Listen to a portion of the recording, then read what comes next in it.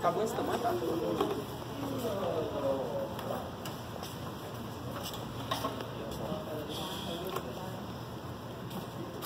Amém, irmãos? Participação a todos. Também tá mais? Tá bom? Já oramos aí pro pessoal dos núcleos, a gente já entregamos as nossas vidas na mão do Senhor. Já pedimos para Ele abrir nosso entendimento, iluminar nossas mentes, para que no decorrer dessas próximas horas, dessas próximas semanas, a gente possa ser abençoado com mais esse módulo que nós estamos iniciando hoje. Nós vamos falar nessas próximas 5 semanas das epístolas gerais, tá certo? Vocês já pegaram aí o material de vocês? Que eu queria já partir direto para o conteúdo do módulo. Queria pedir também para você deixar sua Bíblia aberta no livro de Tiago, porque hoje nós vamos dar uma rápida explanação do que são essas epístolas. Nós vamos falar dos contextos religiosos, políticos, sociais que estavam acontecendo no período em que essas cartas foram escritas. E passando esse primeiro momento, onde a gente vai explicar esses contextos aí, nós vamos hoje abordar, acho que até o capítulo 3 mais ou menos, nós vamos falar sobre a epístola do irmão de Jesus, epístola de Tiago, tá certo? Então abra aí o seu material. Eu não sei se o seu material está igual ao que eu recebi do Stadec, mas eu acho que é a página 3. Página 3, é isso mesmo? Pronto, vamos iniciar aí. Epístolas gerais.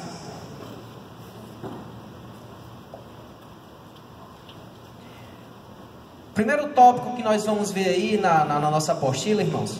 O autor, ele vai nos orientar, ele vai nos esclarecer sobre o contexto político de qual a maioria dessas epístolas, quando foram escritas, os autores estavam passando. Com exceção das epístolas de João, 1ª, 2ª e 3ª João, todas as outras epístolas elas foram escritas mais ou menos dentro da mesma década. Com exceção dessas 3 de João, como eu falei, que foi escrita lá no ano 90, certo? Todas essas outras, Judas, Tiago, 1ª e 2ª Pedro, todas elas permearam ali mais ou menos a mesma década. Então o autor aqui, ele quer descrever o que esses autores estavam passando e o que a igreja do Senhor estava passando no contexto político. Vamos aqui. A relação entre a religião e a política. O Novo Testamento contém poucas referências à situação política da Ásia Menor. Um dos motivos seja porque o cristianismo se prende a valores espirituais e não políticos. Deixa eu chamar a atenção aqui a vocês de uma coisa que a gente falou até na introdução bíblica. Esse primeiro momento, a gente vai fazer alguns links até com a disciplina que eu ministrei aqui, que foi a introdução bíblica. Eu me lembro quando a gente estava estudando a introdução bíblica, a gente falou que existem assuntos que a Bíblia ela não se interessa, ela não valoriza, vamos dizer assim, em se aprofundar. A ciência, o que estava acontecendo no contexto político, como nós estamos falando agora, no contexto social. Por quê? Porque a Bíblia ela tem uma coluna vertebral, vamos dizer assim, quer falar o quê? Da criação, a criação do homem, a decadência do homem através do pecado, a sua rebelião contra Deus e a obra da salvação. Então a Bíblia ela vai se prender a esse contexto religioso. Então nesse primeiro momento aqui nós vamos ver que politicamente a Bíblia ela não traz muitas informações. Por quê? Porque não é o principal assunto que a Bíblia quer nos trazer. A Bíblia quer falar de uma pessoa, essa pessoa chamada Jesus. Como foi feita a criação do homem, a criação do mundo, como o homem caiu, mas mostrando ao homem que apesar da sua queda, existe uma salvação para ele. Então a Bíblia aqui, esses livros, eles não vão ser enfadonhos, nem vão tocar muito no assunto do contexto político, porque não é o interesse da Bíblia. Nós vamos ver nos evangelhos algumas vezes, principalmente no evangelho de Lucas, que Lucas se prende a falar quem era o rei, quem era o sacerdote, em que período aconteceu, porque Lucas tinha a característica de um historiador. Mas a maioria dos outros escritores, eles não eram escritores natos. Eles receberam inspiração de Deus para narrar o que estava acontecendo, tá? Inicialmente, continuando aqui no slide, tem na sua, isso que está aqui escrito tem na sua apostila, você só precisa identificar aí, tá? A gente está na página 3. Inicialmente, o Império Romano mantinha a atitude tolerante e protetora perante diversos grupos religiosos existentes naquele vasto império, contando que as suas práticas não interferissem, acho que eu digitei errado, ou entrassem em conflito com os interesses do Estado. O que é que o autor aqui da apostila está querendo dizer nessa página 3? O Império Romano, ele dava liberdade ao cidadão para cultuar o Deus que ele quisesse, a religião que ele quisesse, contudo que não ferisse os estatutos políticos. Não ferisse.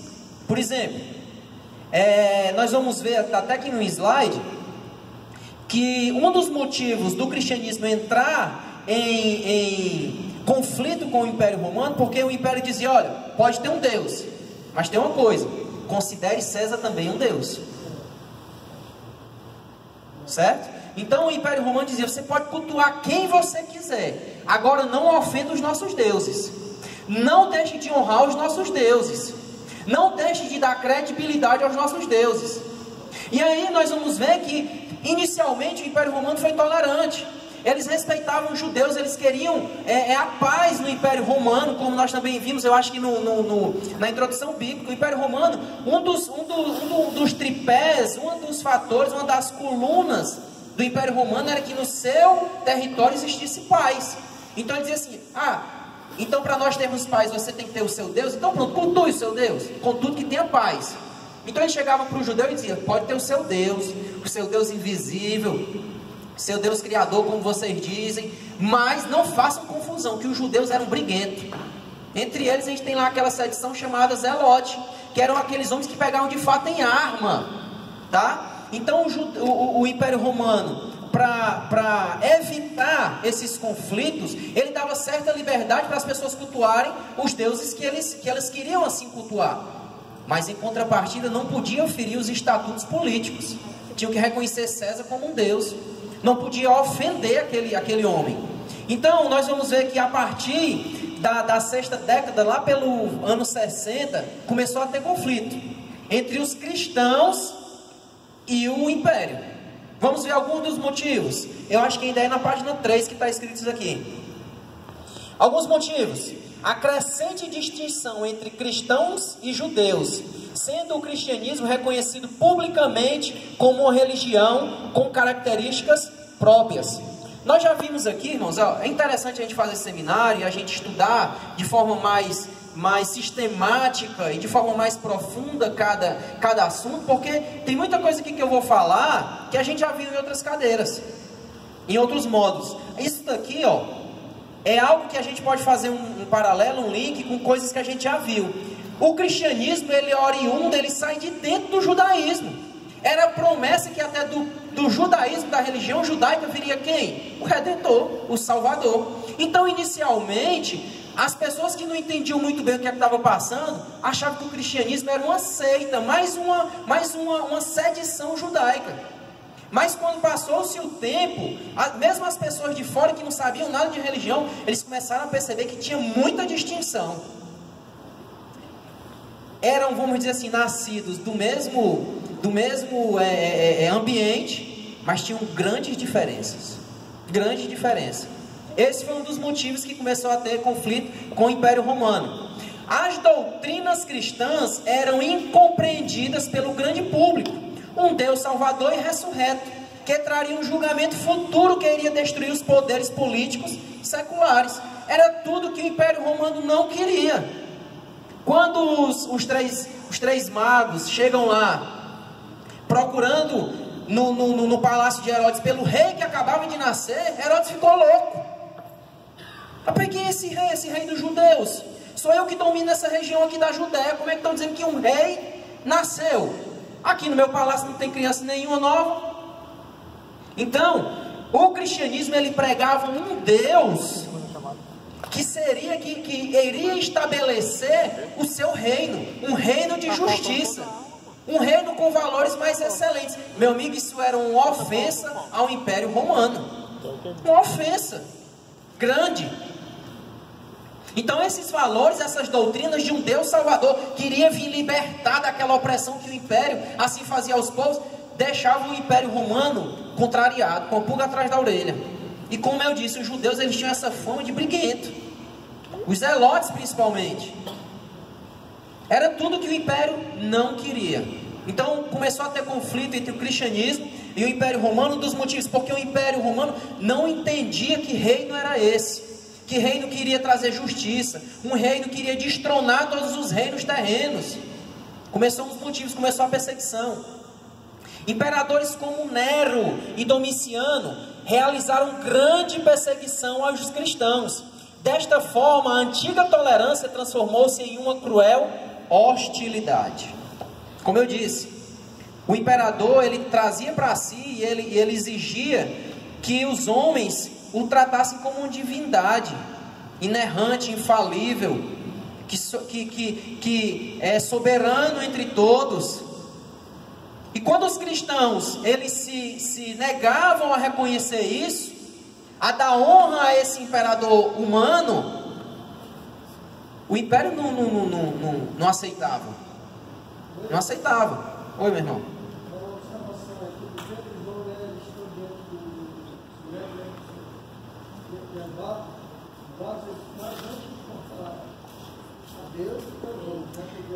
O Maldevi aqui está lembrando em um dos momentos, quando logo após o dia de Pentecostes, entra Pedro e João, tá indo para o templo, lá na Porta Formosa, nessa passagem, onde eles obram, através do poder do Espírito Santo, um milagre, naquele coxo que estava ali na porta, e aí eles são levados perante o Sinédrio, e aí cria-se um burburinho, o Sinédrio quer meio que eles digam, ó, rapaz, faça o seguinte, só neguem tudo que aconteceu. O que é que eles dizem? Não, mais vale honrar o meu Deus do que vocês. Não. Então, aqui a gente começa a ver a hostilidade. Deixa eu dizer aqui uma coisa a vocês. Um dos motivos que nós temos como aceitar e provar a ressurreição de Jesus é porque era uma causa que todos os apóstolos entregavam a sua própria vida se assim precisasse. Vocês sabem essas filosofias políticas que o cabo não aguenta um empurrão, que ele está logo negando, não, eu volto atrás de tudo que eu estou dizendo aqui. Sabe quando o cara diz, não, a minha filosofia, o meu entendimento é esse, e eu defendo com unhas e dentes? Bota ele numa forca. Promete ele um madeiro, como alguns apóstolos morreram. Voltam atrás e é ligeiro, porque é uma ideologia falível, é uma ideologia humana. Porém, os apóstolos, eles contemplaram algo excelente. Aquele que estava morto estava vivo. Então, eles preferiam morrer do que negar aquele milagre que eles viam. Esse era um dos motivos que entrava em atrito cristãos e romanos, e o Império Romano. Então, o contexto político que nós vamos estudar as epístolas gerais, melhor dizendo, não as cartas epístolas, mas as epístolas gerais, o contexto é mais ou menos esse. Inicialmente, o Império Romano tinha uma tolerância, aceitava você ter qualquer religião, porém, quando essa religião começou a, vamos dizer, confrontar as exigências do Império, houve o quê? Uma hostil e cruel perseguição. Tá certo? Como eu falei, a maioria das epístolas, elas estão mais ou menos dentro da mesma década. 10, 15 anos ali de diferença. A não ser 1º, 2º, 3º João, que foi escrito quando? Lá pelo ano 90. Tá certo?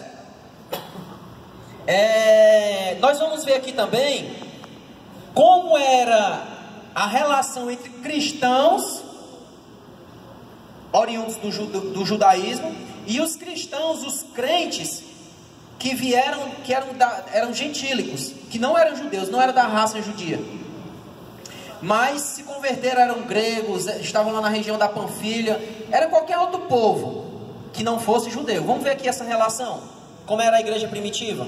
Nós também vimos isso em Atos, tá? Então aqui é outro conteúdo, é outra informação que nós estamos apenas recapitulando. A igreja cristã, alguém pode me localizar a página aí que a gente está, para o pessoal do núcleo? Página 3 ainda? Finalzinho da página 3. É o pano de fundo eclesiástico, no caso, a relação entre os cristãos, judeus e gentios. A igreja cristã foi inicialmente constituída de judeus crentes em Jesus. Quase não havia nela crentes gentios, isto é, judeus. Mas com o decorrer do tempo, cada vez mais os gentios iam se convertendo a Jesus, integrando-se na igreja cristã já existente. A convivência de judeus e gentios nas mesmas congregações acarretou certos problemas. O que foi que nós vimos em Atos? Quando Estevão ele é martirizado, existe uma perseguição dos apóstolos e dos fiéis que moravam onde? Em Jerusalém. Era uma perseguição de quem? Do império? Não. A perseguição inicialmente era uma perseguição religiosa. Os próprios judeus perseguiam os cristãos, tá? Quando inicia-se essa perseguição, o que é que os fiéis e os apóstolos fazem? Se espalham.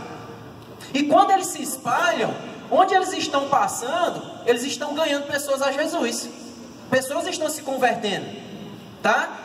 E aí começou o número de gentios crescerem dentro da igreja primitiva, tá? Uma igreja que inicialmente era composta apenas de judeus, começou a ter um gentio. E os judeus, irmãos, eles eram, como é que eu posso dizer, sectários. Eles queriam ser isolados, um povo que eles se sentiam superiores, porque eles sabiam que a partir da raça deles viria um redentor da humanidade. Então eles diziam, olha, eu estou um degrau acima. Eu não pode um gentio estar cultuando o mesmo Deus que eu, porque eu sou filho de Abraão, eu sou da nação sacerdotal, da nação eleita. Tanto é que no templo existia um murinho lá, daquele temente a Deus convertido, prosélito convertido ao judaísmo, mas ele dizia assim, ó, até aqui tu pode vir, daqui para cá é só para os de fato da raça, puro, vamos dizer assim, puro sangue.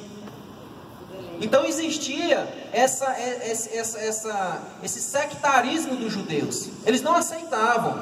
E quando o cristianismo vem e Jesus ele apresenta a salvação para todos, que ele amou todos de tal maneira, os judeus entraram em parafuso, também não entendiam. Então a igreja primitiva ela é permeada também de alguns conflitos. Vamos lembrar aqui de alguns. Entre os assuntos debatidos pela igreja cristã naquela época, figuravam os seguintes: o gentio e o salvo, o gentio é salvo somente pela fé ou também pela observância da lei? Atos capítulo 15 nós vamos ver que o concílio de Jerusalém, o debate principal era esse, porque os judeus não entendiam muito bem se era necessário continuar guardando a lei, e ainda tinha mais, eles colocavam sobre os gentios a obrigatoriedade de observar a lei, tá? Então, na igreja primitiva, um dos aspectos que gerou o conflito entre gentios e judeus era esse daí. Oi, Lucas. No Velho Testamento tem muitas profecias que foram cumpridas com Cristo, né? E dentre elas fala da questão da rejeição do povo. Ele veio para que era seu, inclusive João no seu evangelho vai bater nessa... Não, mas assim, o judeu ele tinha acesso à escritura que dizia que ele, judeu, iria negar a Cristo. E muito conhecedor da lei, como é que eles tinham ali na frente deles, ó, tá aqui, eu estou vendo, eu vou negar a Cristo, e quando Cristo chegou, negou. Perfil no sentido de que Jesus, eles não conseguiam enxergar em Jesus o perfil do Redentor que eles esperavam. Eles esperavam aquele Redentor que viria de origem nobre, libertador, talvez um libertador político, militar, talvez alguém que fizesse parte do principado dos judeus. Quando Jesus veio com esses paradigmas que eu estava falando, humilde, mandando que em vez de você reagir à ofensa, dê o outro lado, dizendo que deve amar todos. Chegava lá no samaritano falando com uma mulher, quebrando duas barreiras, falando com o samaritano e muito mais a uma mulher. Eles não conseguiam entender, Lucas. Mas tinha outras coisas também. Por exemplo, a questão, Isaías fala que ele foi a relação das 30 moedas, né, de Judas. Aí tem a passagem que Judas se arrependeu, foi até lá o sinédrio e jogou, né, e devolveu as moedas. Criou remorso. Judas não se arrependeu, ele teve um remorso, né, pelo que fez, porque ele disse: rapaz, o que foi que eu acabei de fazer? Eu neguei a um homem, eu entreguei a um homem a lei que era justo. Não, assim, beleza. Mas a questão do ato dele devolver as 30 moedas já estava lá na profecia de Isaías. E o judeu viu: rapaz, aqui no livro está dizendo, Isaías está dizendo que o cara vai devolver 30 moedas. E o cara devolveu 30 moedas. Será que esse não é Cristo? Quem era que era intérprete da lei naquele período? Saduceus, fariseus, os escribas. Jesus, quando vem, ele tem dois discursos. Primeiro discurso para o pecador, dizendo: ó, se alguém tem pecado, que atire a primeira pedra sobre essa mulher que foi pega em adultério. Mas sobre os religiosos, sabe o que é que Jesus dizia? Sepulcros caiados, quem vos livrará da ira vindoura? Então isso fez com que, eu posso até aqui dizer que bloqueou meio que esses intérpretes da lei. Eles não conseguiam enxergar. Tinham outros que reconheciam. Nicodemos era o quê? Príncipe, sinédrio, provavelmente. E Nicodemos disse: rapaz, eu vejo que está vindo do alto de Deus, porque as coisas que tu fala não tem como não ser. Você está entendendo? Então, meio que o discurso de Jesus, Lucas, ele não era conforme ao Messias esperado. Eles não esperavam que o Messias iria chegar e colocar toda a raça humana que iria ter direito à salvação. Os judeus não queriam isso, não. Principalmente os intérpretes da lei. Não, pode deixar aqui, se falhar de vez eu troco aqui, já. Mas foi um bloqueio grande, né? Porque também a questão da entrada de Jerusalém no jumentinho. Também. Mas olha, Lucas, vamos lembrar aqui o que aconteceu lá com o apóstolo João, lá no finalzinho do seu capítulo, do seu evangelho, no capítulo 21, eu acho, 20 ou 21, quando Jesus, depois de ressurreto, ele diz para João que ele não morreria. Aí todo mundo ficou se perguntando: vixe, esse homem é imortal, será? Tinham profecias que eles não entendiam naquele momento. Muita coisa que Jesus dizia era incompreensível em alguns momentos. Então os judeus, por mais que o discurso, por mais que, assim como Paulo, existiam escamas e depois essas escamas são tiradas, sobre os olhos desses fariseus também criaram escamas, em que eles faziam de tudo para não reconhecer. Por quê? Porque o discurso de Jesus apontava diretamente para eles e os condenava. Oi, Ivan, quer te chamar de Saulo? A diferença assim. Olha lá.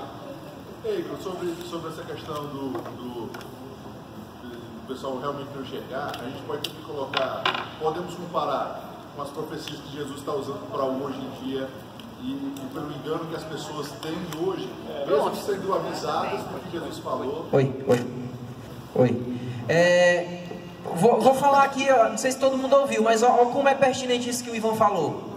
2000 anos depois, nós já conseguimos interpretar a Bíblia, todas as doutrinas já estão cristalizadas, interpretadas, decodificadas. Os pais da igreja já queimaram pestana, interpretando tudo. Hoje a gente já tem tudo na mão. Vem um pastor, traz uma mensagem altamente convincente, mostrando que tudo era Jesus, que todas as promessas estão se cumprindo. O que é que muitos fazem? Obscurecem o seu coração, como tem lá em Romanos capítulo 1. Deus está se revelando através da graça especial que é a sua palavra, através da sua pessoa, através do próprio Espírito Santo agindo. O que é que o povo faz? Enturbece o coração, bloqueia a mente, fecha os ouvidos. O próprio Isaías também, né, Felipe, vai dizer assim, Isaías, tu vai lá, tu prega, mas eles vão te ouvir, mas a mensagem não vai descer para o coração. Eles vão te ver, mas não vão te enxergar, eles vão fazer vista grossa. Jesus, meu amigo, também. Então, o cristianismo teve inicialmente, voltando aqui para o nosso assunto, que a gente já foi longe que só agora, mas voltando aqui, a igreja primitiva inicialmente era composta basicamente por cristãos judeus, inicialmente ali, logo no começo, eram judeus que se convertiam ao cristianismo. Quando os gentios começam a ser enxertados, começam a crescer dentro da igreja, tem aqui as dissensões, os conflitos, Isso inicialmente por quê? Porque eles não sabiam como era o seu tratamento em relação à lei mosaica. Outro motivo de conflito. Eles debatiam muito se o gentio tem que se circuncidar para ser salvo. Nós sabemos que a circuncisão era uma marca na própria pele, no corpo, mostrando que aquele dali aderiu à salvação, que era um judeu de fato de sangue, né? Descendente de Abraão. Outro motivo que eles debatiam muito: se o gentio não precisava obedecer à lei mosaica, qual a relação entre salvação pela fé e o comportamento ético e moral? Isso tudo aqui que a gente está vendo, esses conflitos, pessoal, a gente vai ver que o autor está falando isso aqui na apostila, porque essas epístolas gerais, elas vão falar a respeito de tudo isso aqui, ó. Eles vão falar mais uma vez sobre a relação do gentio e a lei mosaica. Eles vão falar sobre esse terceiro item aqui, inclusive na epístola de Tiago nós vamos ver hoje, a relação entre fé, comportamento ético e moral. Sabe por quê? Tiago em um determinado momento vai dizer assim, ó: ai, tu tem fé? Pois me mostra as tuas obras, me mostra o teu comportamento, ou a tua fé é só da boca para fora. Então Tiago vai bater nisso aqui. Aí você ouve a palavra de Deus, você conhece, mas você pratica? Então, essas epístolas, elas vão nos orientar, nos esclarecer assuntos como esse daqui que a gente está vendo. Qual era a relação entre fé e obras, também vamos ver hoje. O que fazer com relação às heresias que iam penetrando na igreja e causando dúvidas e divisões? João. A primeira epístola de João, a gente vai ver que ele é um apóstolo amoroso, mas ele ali vai debater e vai trazer ensinamentos para combater heresias, falsos mestres que estavam ali. A segunda epístola de Pedro da mesma forma, Judas da mesma forma. Então esses falsos mestres que apareciam aqui dentro das igrejas, esses autores aqui, eles se preocupavam muito em combater cada mentira dessa. Por que epístolas gerais? Por que epístolas gerais? Página 4, não é isso, pessoal? Página 4. Por que será que essas epístolas gerais são nomeadas como epístolas gerais? Vamos ler aqui. 13 das apostilas, ou das epístolas, ou cartas, contidas no Novo Testamento, são de autoria de Paulo. E por isso são chamadas de epístolas paulinas. As 8 restantes, a partir de Hebreus, na ordem que aparecem na Bíblia, são da autoria de diversos escritores. São comumente chamadas de epístolas gerais e Hebreus. Acho que foi o Anderson lá no grupo perguntou: irmão, e Hebreus a gente não vai ver não? Vai. Mas na maioria até dos comentários e artigos que a gente vai ver sobre as epístolas gerais, sempre eles tratam assim: Hebreus e epístolas gerais. Hebreus ele entra nesse grupo, mas ele tem uma pequena distinção. Ele tá, mas não tá ali no meio. Porque sempre é tratado dessa forma: epístolas gerais e Hebreus. Por que é que ele entra aqui? Porque ninguém sabe quem é o autor. Ninguém sabe quem é o autor. Muitos quase chegam a afirmar que é Paulo, mas não tem como provar. Não tem evidência interna nenhuma no livro, nem externa, onde alguém faça referência àquela epístola aos Hebreus, afirmando categoricamente que seja Paulo. Existem alguns que defendem por isso, por aquilo, por algumas associações que eles fazem, porque o autor de Hebreus falou de Timóteo, tem como uma pessoa íntima, mostrando também que Paulo era, mas não dá para afirmar, certo? Então, as epístolas gerais, primeiro, porque são são de autoria distinta da de Paulo, não são paulinas. E outro motivo que são chamadas assim, são chamadas de epístolas gerais porque são de natureza e alcance universal. Nós acabamos de ver Paulinas 2, não foi? Tinham cartas que eram bem pessoais, por exemplo, um som de cada vez. Filemon é uma epístola pessoal. Nós vamos ver que algumas cartas aqui, o autor ele diz para quem está escrevendo: é para fulano, é para a senhora lá, como João diz. Mas nós vamos ver que ela também tem uma ampla aplicação e uma ampla abrangência. tá certo? Ela não é tão pessoal como Filemon, que Paulo está escrevendo diretamente para aquele homem, tá? São de natureza e alcance universal. Não se dirigem especificamente a nenhum grupo